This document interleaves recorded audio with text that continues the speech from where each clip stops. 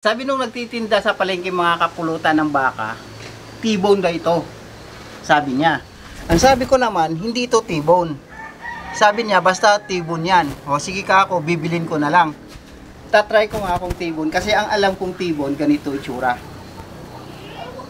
Eto naman, tignan nyo naman. Malayong malayo sa pagkaka-T-bone niya. At dahil nga maulan-ulan ngayon mga kapulutan, hindi tayo makalabas. Pasensya na, hindi ko kayo madadala sa magagandang lugar dito sa amin. Ang gagawin natin, dito na lang muna po tayo kakamping sa loob ng ating payag. So ang gagawin ko, dahil nga sabi niya T-bone, sige pagbibigyan natin, gagawin natin parang steak style, pero alam nyo naman, hindi tayo nanggagaya, diba?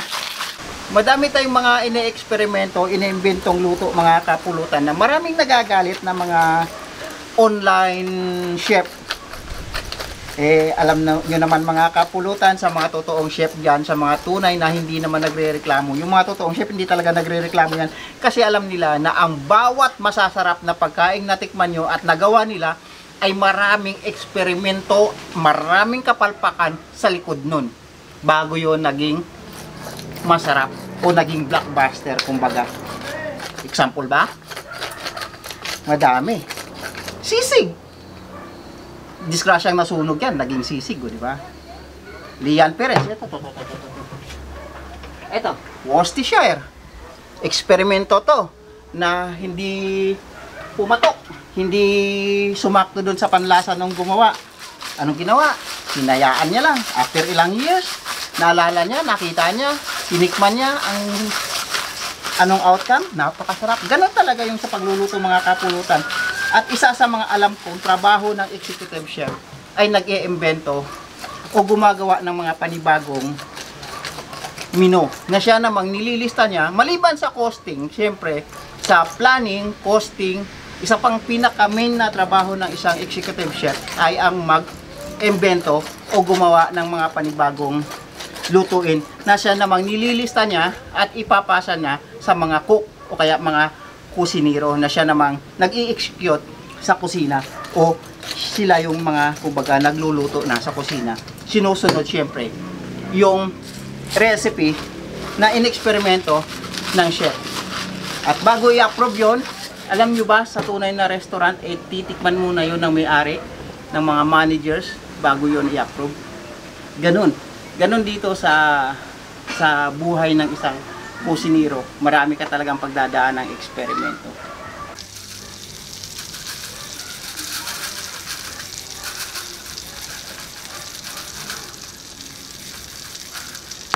Kaya sinabi kong imbento na naman ang ginawa natin mga kapulutan kasi alam niyo yan kung anong nilagay ko. Hindi pa ano. Imbento nga eh. Yan po ay desiccated coconut. Niyog po yan na kadalasang ginagamit sa mga tinapay. So, yan ang ano natin.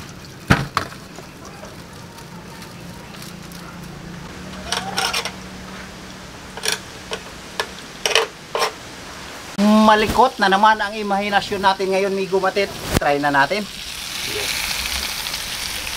Laki na. Laki nga.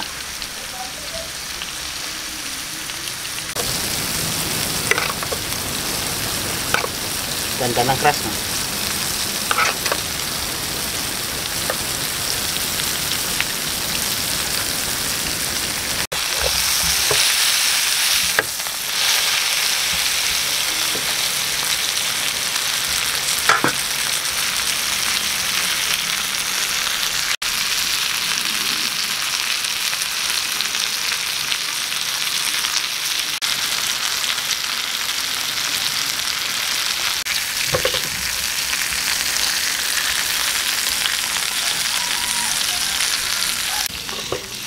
Luto na ito mga kapulutan.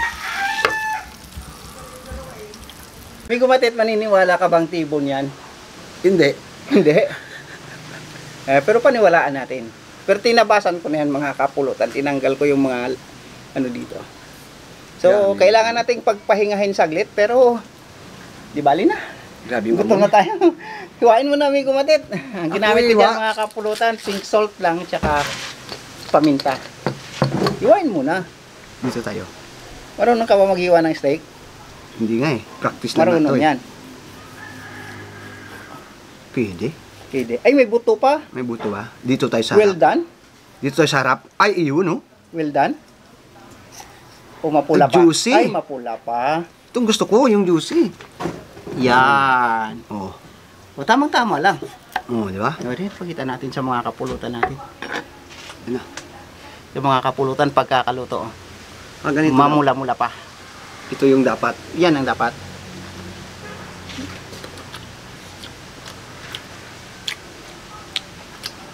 Juicy siya. Disclaimer lang mga kapulutan. Local beef po ito ha. Hindi po ito imported Yeah. beef. Pero nagawa natin ng paraan. Sakto may tak. Huh? Ay, buto nga lang. Parang pang ayaw tayo nito. Pag ganito yung kinakain natin, parang special yung order mo ba? Tapos, wala naman tayong A1 sauce. Ayun lang. Tapos may patatas tayo dito. Yung ano, mashed potato, ano yun? Mashed potato. Yun na yung pinaka ano natin. Pang mayaman yun. May gumatit. Mga iniisip mo. Nakakain ako nun. Sabi ko, anong klaseng karne ito? Maganda siya kainin. Mas gusto ko to. Nag-complement po yung desiccated coconut mga kapulutan ha. Wala pong lumata. nangyari. Mas lang naglinam naman no? Ay, ewan sauce yung maganda dito. Yung Ito may mamula. buto. Hindi talaga ito T-bone. Kaso lang, inisip ko naman, may gumatit. Baka ang tawag talaga nila dito sa atin ng ganyan, T-bone talaga. Ang pula-pula. Yan o. Iniwaan ko na. Ay, gaya. Ay! Social. Social tayo ngayon, may gumitat. Ay, Kainin mo na. dapat social. Tinido. Tinidor ba? Huwag na. Ang pula. Rare tuloy. Yan. Rare nga. Medium rare. So, ganito lang pala pagluluto ko. Napakalambot. Yes, may gumatit para sa... Hindi siya inaano talaga ng ano. Depende sa siyo. Meron kasi dyan, well done. May medium well. May medium rare. May rare. Depende sa iyo. Kaya yun, napakalambot. Masarap yung lasa ng niyog. Medyo alat-alat din pa rin yung kanina, yung puti na nilagay mo. Tinikman ko. Yung puti? sabi mo yung niyog na yun. Malat-alat din pala siya. Desiccated coconut. Ang sarap, may kapalit. Uy, local beef. Pwede, panalo. Pag nakat ng maayos to, I'm sure may gumatit. Papasa to. Pwede. Pwede. Huwag na kayong maghanap ng mga marbling na yan. Dito. Okay. Tanya natin dito. Lumsot ah. Ibig sabihin, Uy, napakalambot no. Yan ang may taba, may tawag niya sa mga social yung ay ito talaga. marbling. Dito pala yung the best eh. Yan o. Wow. Ang Sarap taba, na. may kumatit. O isa. Yan, pakita mo. Maano sa tamo mula-mula. Wow.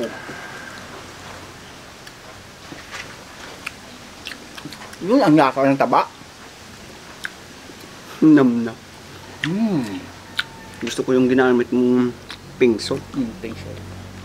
May kumatit. Pasalamatan ko muna pala yung gumawa ng ating bagong kanta ha. Aba! Ginawa din yung kanta. Oo. Si Roger Palumata. Sir Roger, maraming salamat po sa iyo, sir. Lalagay ko po sa Yes, kaya. Nakapulutan. kapulutan no. Lalagay ko po sa comment section o kaya doon sa description yung ating link para kay Sir. Napakabait ni sir. Kaibigan natin yan. Ginawan pa talaga tayo ng kanta. Oo. Pag, With lyric.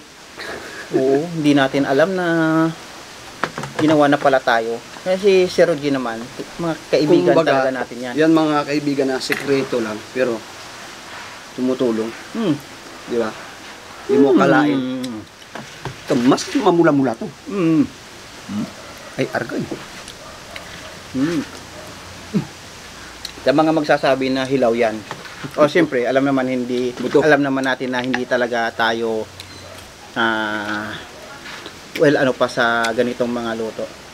Palala ko lang, hindi po dugo ang pula, kundi mayoglobin. Mayoglobin. Yes, mayoglobin. Kagaya mo nakapula. Kaya nga ako nagpula, Migo Matete. Happy birthday. Happy birthday. Oy, Migo Borbor. Yan yung sabi.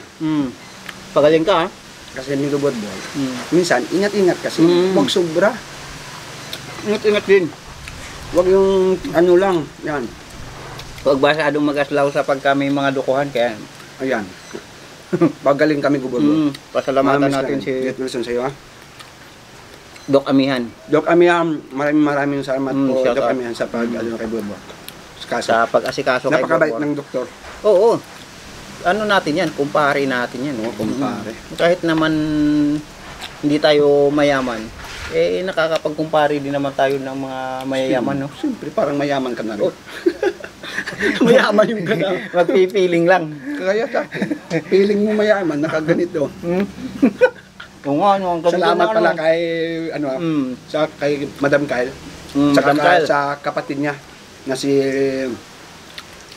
nakalimutan ko tuloy. Aray ko.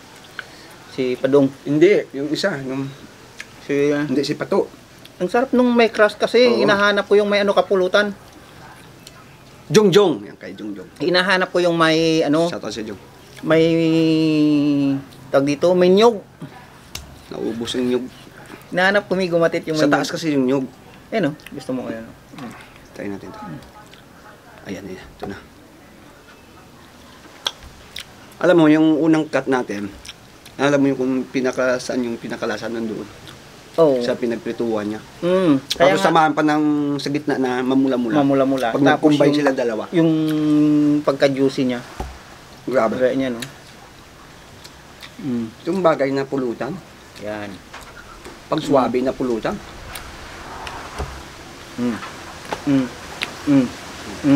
Wow! Ano pa? Yung sa ibang ano, ganyan lang, isang sugba lang. Sa kabila, ilaw. Sa kabila, ano siya, pag ganito. Pindi sa'yo. Kaya ka. Di ba may gano'n na luto? Kabayo nga, ginaganon din. Yung isa, luto-luto sa taas. Tapos yung sa kabila, hindi na inano. Ay, sa taas pala. Sa ibaba, luto. Yung sa taas, pula. Okay na yun. Kumaga half lang. Oo.